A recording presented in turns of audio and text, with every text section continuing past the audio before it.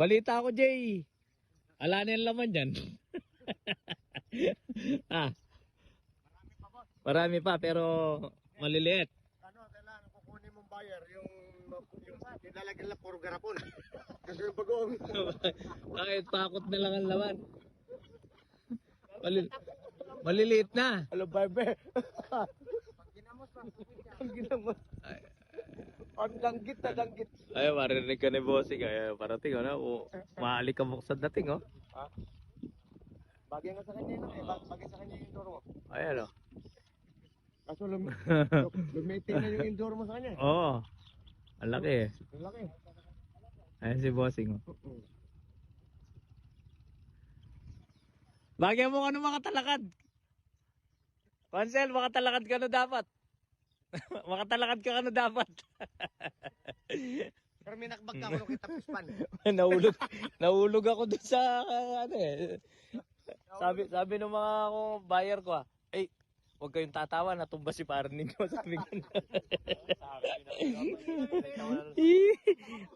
Pagtatawanan mo ako pag natauba ko sa daan, pre. Ikaw naman. Alaglag ako eh. Doon. Oo, doon sa kabila.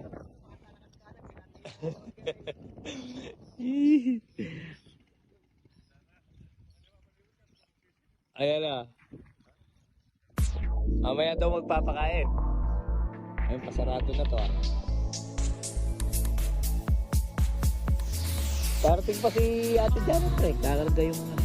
Eh, mauna ka nang magkarga sa ano. Oo. Tinawagan ako nito kayo. Oo. Eto na oh. Hello, te. Hello. Ay, opo. Nako rin na yung truck. Sige po. Okay. Sige.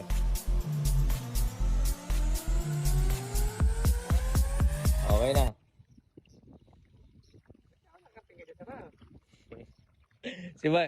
Si Verdugo ata yung pinagawa ano. Kilala ko si pare Michael.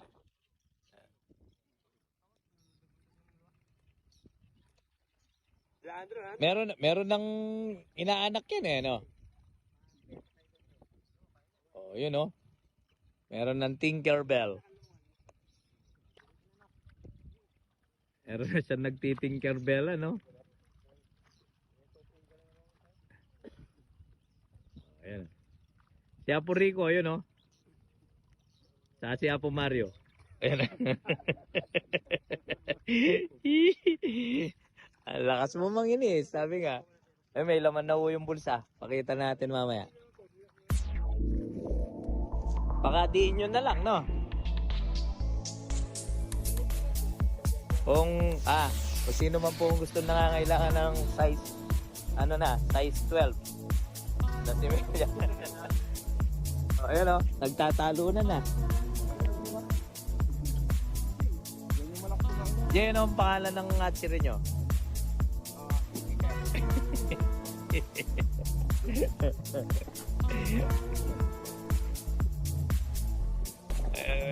Pwede na kayong magsimilya.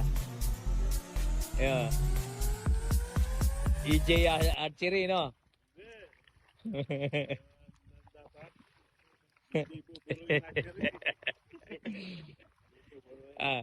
EJ Buburuin Archery.